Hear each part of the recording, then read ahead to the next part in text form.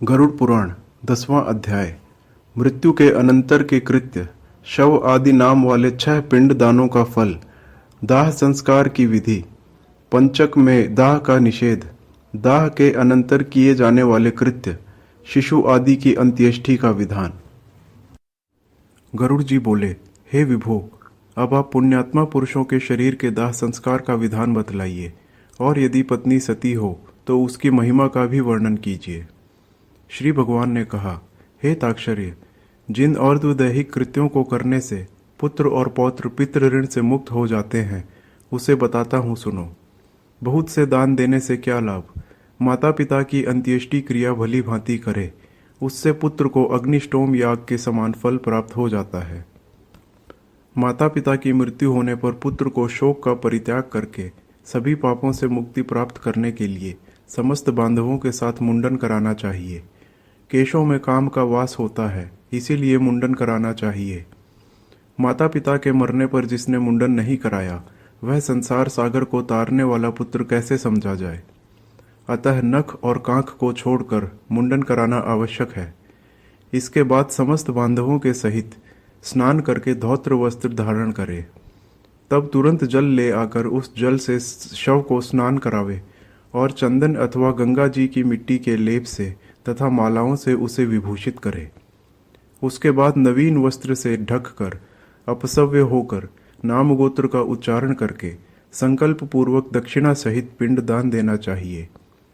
मृत्यु के स्थान पर शव नामक पिंड को मृत व्यक्ति के नाम गोत्र से प्रदान करे। ऐसा करने से भूमि और भूमि के अधिष्ठात्र देवता प्रसन्न होते हैं। इसके पश्चात द्वार देश पर पांथ नामक पिंड मृतक के नाम गोत्र आदि का उच्चारण करके प्रदान करे।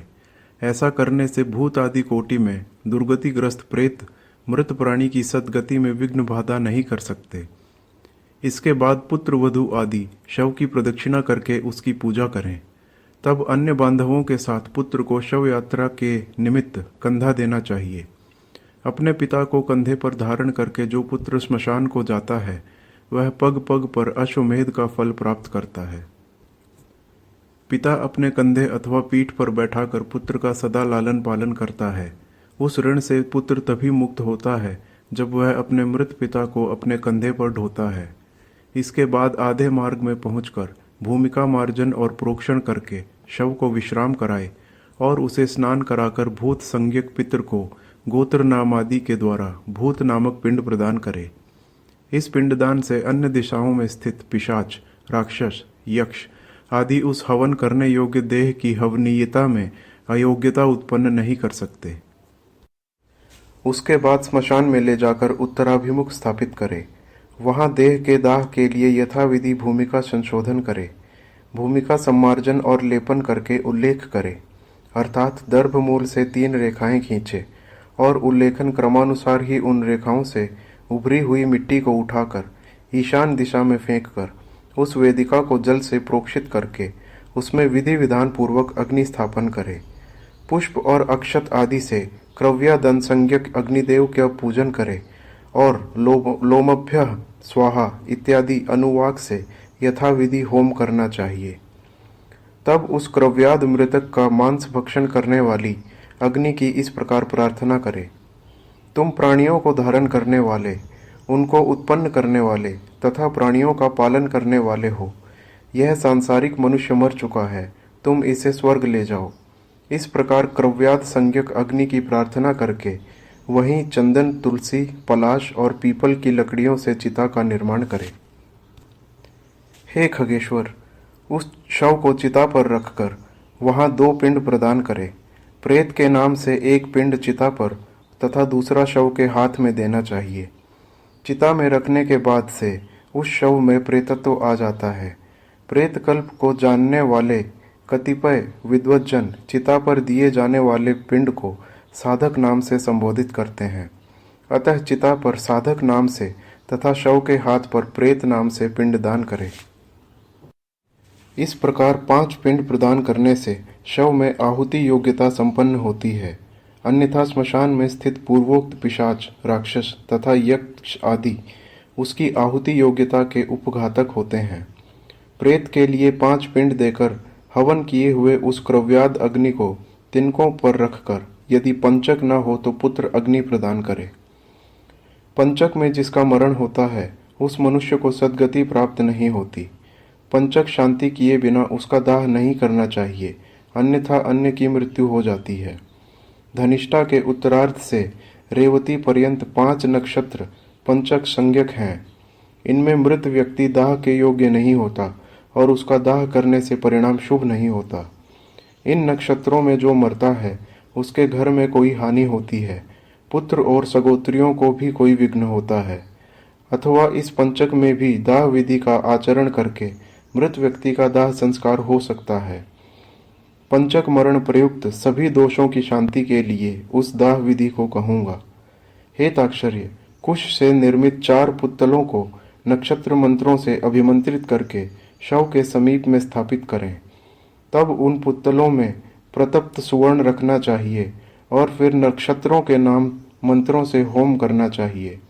पुनः प्रेता जयता नर इंद्रो वह शर्म यच्छुत, इस मंत्र से उन नक्षत्र मंत्रों को संपुटित करके होम करना चाहिए।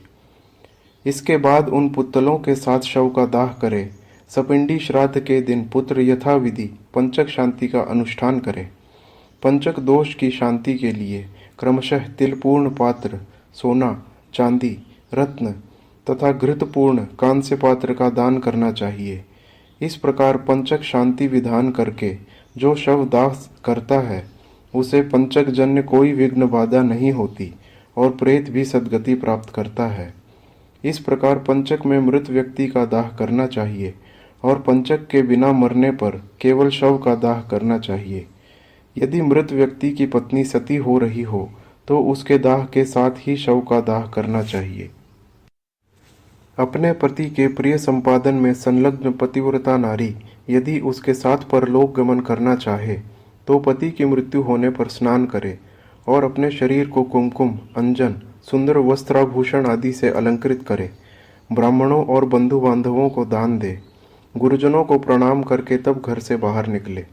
इसके बाद देवालय जाकर भक्ति पूर्वक भगवान विष्णु को प्रणाम करे। वहां अपने आभूषणों को समर्पित करके वहां से श्रीफल अर्थात नारियल लेकर लज्जा और मोह का परित्याग करके स्मशान भूमि में जाए।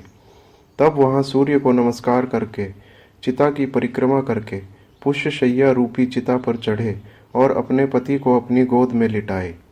तदंतर सखियों को श्रीफल देकर दाह के लिए आज्ञा प्रदान करे और शरीर दाह को गंगा जल में स्नान के समान मानकर अपना शरीर जलाए। सती होना स्त्री की इच्छा पर निर्भर करता है। सती के नाम पर बलात् दाह करने का विधान नहीं है।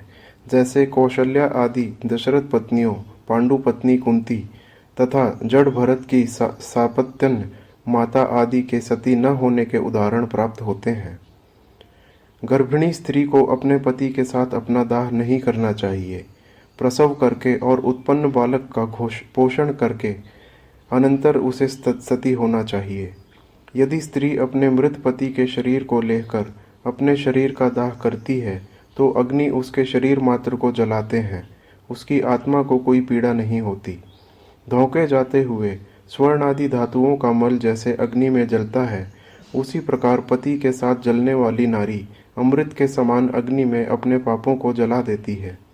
जिस प्रकार सत्यपरायण धर्मात्मा पुरुष शपथ के समय तपे हुए लौह पिंड आदि को लेने पर भी नहीं जलता, उसी प्रकार चिता पर शरीर के साथ संयुक्त वह नारी भी कभी नहीं जलती, अर्थात उसे दाह प्रयुक्त कष्ट नहीं होता। प्रत्युत उसकी अंतरात्मा मृत व्यक्ति की अंतरात्मा के साथ एकत्व प्राप्त कर लेती है।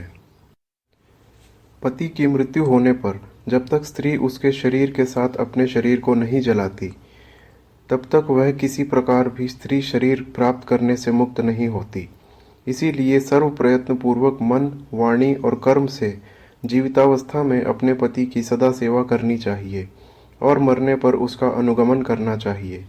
पति के मरने पर जो स्त्री अग्नि में आरोहण करती है वह महर्षि वशिष्ठ की पत्नी अरुंधति के समान होकर स्वर्ग लोक में सम्मानित होती है। वहां वह पतिपरायणा नारी अप्सरागणों के द्वारा स्तूयमान होकर 14 इंद्रों के राज्यकाल पर्यंत अर्थात एक कल्प तक अपने पति के साथ स्वर्गलोक में रमण करती है। जो सती अपने भर्ता का अनुगमन करती है वह अपने मातृकुल, पितृकुल और पतिकुल इन तीनों कुलों को पवित्र कर देती है। मनुष्य के शरीर में 3.5 करोड़ रोमकूप है। उतने काल तक वह नारी अपने पति के साथ स्वर्ग में आनंद करती है। वह सूर्य के समान प्रकाशमान विमान में अपने पति के साथ क्रीड़ा करती है और जब तक सूर्य और चंद्र की स्थिति रहती है तब तक पति लोक में निवास करती है। इस प्रकार दीर्घ आयु प्राप्त करके पवित्र कुल में पैदा होकर पति रूप में वह नारी उसी जन्मांतरीय पति को पुनः प्राप्त करती है। जो स्त्री क्षण मात्र के लिए होने वाले दाह दुख के कारण इस प्रकार के सुखों को छोड़ देती है वह मूर्खा जन्म पर्यंत विरहाग्नि से जलती रहती है। इसीलिए पति को शिव स्वरूप जानकर उसके साथ अपने शरीर को जला देना चाहिए। हे ताक्षर्य, यदि पत्नी सती नहीं होती तो केवल पति के शव का ही दाह करना चाहिए। शव के आधे या पूरे जल जाने पर उसके मस्तक को फोड़ना चाहिए। गृहस्थों के मस्तक को काष्ठ से और यतियों के मस्तक को श्रीफल से फोड़ देना चाहिए। पितृलोक की प्राप्ति के लिए उसके ब्रह्मरंध्र का भेदन करके उसका पुत्र निम्न मंत्र से अग्नि में घी की आहुति दे। हे अग्निदेव, तुम भगवान वासुदेव के द्वारा उत्पन्न किए गए हो। पुनः तुम्हारे द्वारा इसकी तेजोमय दिव्य शरीर की उत्पत्ति हो। स्वर्गलोक में गमन करके इसका स्थूल शरीर जल कर तुम्हारा हवि हो। एतदर्थ तुम प्रज्वलित हो। इस प्रकार मंत्र सहित तिल मिश्रित घी की आहुति देकर जोर से रोना चाहिए। उससे मृत प्राणी सुख प्राप्त करता है। दाह के अनंतर स्त्रियों को स्नान करना चाहिए। तत्पश्चात पुत्रों को स्नान करना चाहिए। तदंतर मृत प्राणी के गोत्र नाम का उच्चारण करके तिलांजलि देनी चाहिए। फिर नीम के पत्तों को चबाकर मृतक के गुणों का गान करना चाहिए। आगे आगे स्त्रियों को और पीछे पुरुषों को घर जाना चाहिए और घर में पुनः स्नान करके गोग्रास देना चाहिए। पत्तल में भोजन करना चाहिए और घर का अन्न नहीं खाना चाहिए। मृतक के स्थान को लीप कर वहां 12 दिन तक दिन रात दक्षिणाभिमुख अखंड दीपक जलाना चाहिए। हे ताक्षर्य, शवदाह के दिन से लेकर 3 दिन तक सूर्यास्त होने पर स्मशान भूमि में अथवा चौराहे पर मिट्टी के पात्र में दूध और जल देना चाहिए। काठ की 3 लकड़ियों को दृढ़तापूर्वक सूत से बांधकर अर्थात तिगोड़िया बनाकर उस पर दूध और जल से भरे हुए कच्चे मिट्टी के पात्र को रखकर यह मंत्र पढ़ें। हे प्रेत, तुम स्मशान की आग से जले हुए हो, बांधवों से परित्यक्त हो। यह जल और यह दूध तुम्हारे लिए है। इसमें स्नान करो और इसे पियो। जिन्होंने अगन्याधान किया हो को चौथे दिन अस्थि संचय करना चाहिए और निषिद्ध वार तिथि का विचार करके निरिग्निक को तीसरे अथवा दूसरे दिन अस्थि संचय करना चाहिए। अस्थि संचय के लिए स्मशान भूमि में जाकर स्नान करके पवित्र हो जाए। ऊन का सूत्र लपेटकर और पवित्री धारण करके स्मशान वासियों के लिए पुत्र को यमाय त्वा इस मंत्र से उड़द की बलि देनी चाहिए और 3 बार परिक्रमा करनी चाहिए। हे खगेश्वर, इसके बाद चिता स्थान को दूध से सींचकर जल से सींचे। तदंतर अस्थि संचय करे और उन अस्थियों को पलाश के पत्ते पर रखकर दूध और जल से धोए और पुनः मिट्टी के पात्र पर रखकर यथाविधि श्राद्ध अर्थात पिंड दान करे। त्रिकोण स्थंडिल बनाकर उसे गोबर से लीपे। दक्षिणाभिमुख होकर स्थंडिल के तीनों कोनों पर 3 पिंड दान करे। चिता भस्म को एकत्र करके उसके ऊपर तिगोड़िया रखकर उस पर खुले मुख वाला जलपूर्ण घट स्थापित करे। इसके बाद चावल पकाकर उसमें दही और घी तथा मिष्ठान्न मिलाकर जल के सहित प्रेत को यथाविधि बलि प्रदान करे। हे खग, फिर उत्तर दिशा में 15 कदम जाए और वहां गड्ढा बनाकर अस्थिपात्र को स्थापित करे। उसके ऊपर दाह जनित पीड़ा नष्ट करने वाला पिंड प्रदान करे और गड्ढे से उस अस्थिपात्र को निकालकर उसे लेकर जलाशय को जाए। वहां दूध और जल से उन अस्थियों को बार बार प्रक्षालित करके चंदन और कुमकुम से विशेष रूप से लेपित करे। फिर उन्हें एक दोने में रखकर हृदय और मस्तक में लगाकर उनकी परिक्रमा करे तथा उन्हें नमस्कार करके गंगा जी में विसर्जित कर दे। जिस मृत प्राणी की अस्थि 10 दिन के अंतर्गत गंगा में विसर्जित हो जाती है, उसका ब्रह्मलोक से कभी भी पुनरागमन नहीं होता। गंगाजल में मनुष्य की अस्थि जब तक रहती है, उतने हजार वर्षों तक वह स्वर्गलोक में विराजमान रहता है। गंगा जल की लहरों को छूकर हवा जब मृतक का स्पर्श करती है, तब उस मृतक के पातक तत्क्षण ही नष्ट हो जाते हैं। महाराज भगीरथ उग्र तप से गंगा देवी की आराधना करके अपने पूर्वजों का उद्धार करने के लिए गंगा देवी को ब्रह्मलोक से भूलोक ले आए थे। जिनके जल ने भस्मीभूत राजा सगर के पुत्रों को स्वर्ग में पहुंचा दिया, उन गंगा जी का पवित्र यश तीनों लोकों में विख्यात है। जो मनुष्य अपनी पूर्वावस्था में पाप करके मर जाते हैं, उनकी अस्थियों को गंगा में छोड़ने पर वे स्वर्ग लोक चले जाते हैं। किसी महाअरण्य में सभी प्राणियों की हत्या करने वाला कोई व्याध सिंह के द्वारा मारा गया, और जब वह नरक को ले जाने लगा, तभी उसकी अस्थि गंगा जी में गिर पड़ी, जिससे वह दिव्य विमान पर चढ़कर देवलोक को चला गया। इसीलिए सत्पुत्र को स्वतः ही अपने पिता की अस्थियों को गंगा जी में विसर्जित करना चाहिए। अस्थि संचयन के अनंतर दशगात्र विधि का अनुष्ठान करना चाहिए। यदि कोई व्यक्ति विदेश में या वन में अथवा चोरों के भय से मरा हो और उसका शव प्राप्त न हुआ हो, तो जिस दिन उसके निधन का समाचार सुने, उस दिन कुश का पुत्तल बनाकर पूर्व विधि के अनुसार केवल उसी का दाह करें और उसकी भस्म को लेकर गंगाजल में विसर्जित करें। दशगात्रादि कर्म भी उस दिन से ही आरंभ करना चाहिए और सांवत्सरिक श्राद्ध में भी उसी सूचना प्राप्त होने वाले दिन को ग्रहण करना चाहिए। यदि गर्भ की पूर्णता हो जाने के अनंतर नारी की मृत्यु हो गई हो, तो उसके पेट को चीरकर बालक को निकाल दे। यदि वह भी मर गया हो तो उसे भूमि में गाड़कर केवल मृत स्त्री का दाह करें। गंगा के किनारे मरे हुए बालक को गंगा जी में ही प्रवाहित कर दे और अन्य स्थान पर मरे 27 महीने तक के बालक को भूमि में गाड़ दे। इसके बाद की अवस्था वाले बालक का दाह संस्कार करे और उसकी अस्थियां गंगा जी में विसर्जित करे तथा जलपूर्ण कुंभ प्रदान करे एवं केवल बालकों को ही भोजन कराए। गर्भ के नष्ट होने पर उसकी कोई क्रिया नहीं की जाती, पर शिशु अर्थात दांत निकलने के पूर्व की अवस्था वाले बच्चे के मरने पर उसके लिए दुग्ध दान करना चाहिए। बालक अर्थात चूडाकरण से पूर्व या 3 वर्ष की अवस्था वाले के मरने पर उसके लिए जलपूर्ण घट का दान करना चाहिए और खीर का भोजन कराना चाहिए।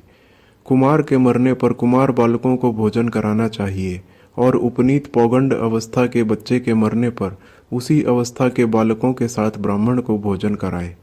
5 वर्ष की अवस्था से अधिक अवस्था वाले बालक की मृत्यु होने पर वह चाहे उपनीत अर्थात यज्ञोपवीत संस्कार संपन्न हो अथवा अनुपनीत अर्थात जिसका यज्ञोपवीत न हुआ हो, पायस और गुड़ के 10 पिंड क्रमशः प्रदान करने चाहिए। पौगंड अवस्था के बालक की मृत्यु होने पर वृषोत्सर्ग तथा महादान की विधि को छोड़कर एकादशाह तथा द्वादशाह की क्रिया का संपादन करना चाहिए। पिता के जीवित रहने पर पौगंडावस्था में मृत बालक का सपिंड श्राद्ध नहीं होता, अतः 12वें दिन उसका केवल एकोद्दिष्ट श्राद्ध करे। स्त्री और शूद्रों के लिए विवाह ही व्रतबंध स्थानीय संस्कार कहा गया है।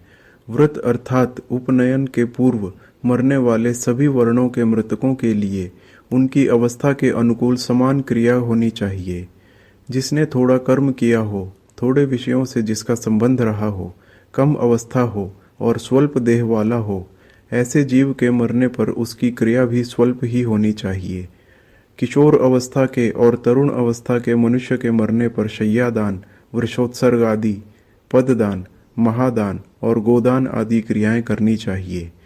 सभी प्रकार के सन्यासियों की मृत्यु होने पर उनके पुत्रों द्वारा न हो तो उनका दाह संस्कार करना चाहिए, न उन्हें तिलांजलि देनी चाहिए और न ही उनकी दशगात्रादि क्रिया ही करनी चाहिए, क्योंकि सन्यास ग्रहण कर लेने मात्र से ही नर ही नारायण स्वरूप हो जाता है। त्रिदंड ग्रहण करने से मृत्यु के अनंतर उस जीव को प्रेतत्व प्राप्त नहीं होता। ज्ञानी जन तो अपने स्वरूप का अनुभव कर लेने के कारण सदा मुक्त ही होते हैं, इसीलिए उनके उद्देश्य से दिए जाने वाले पिंडों की भी उन्हें आकांक्षा नहीं होती। अतः उनके लिए पिंडदान और उदक क्रिया नहीं करनी चाहिए, किंतु पितृभक्ति के कारण तीर्थ श्राद्ध और गया श्राद्ध करने चाहिए। हे ताक्षर्य, हंस, परमहंस, कुटीचक और बहुदक, इन चारों प्रकार के सन्यासियों की मृत्यु होने पर उन्हें पृथ्वी में गाड़ देना चाहिए। गंगा आदि नदियों के उपलब्ध न रहने पर ही पृथ्वी में गाड़ने की विधि है। यदि वहाँ कोई महानदी हो तो उन्हीं में उन्हें जल समाधि दे देनी चाहिए। इस प्रकार गरुड़ पुराण के अंतर्गत सारोद्धार में दाहा स्थित संचय कर्म निरूपण नामक 10वां अध्याय पूरा हुआ।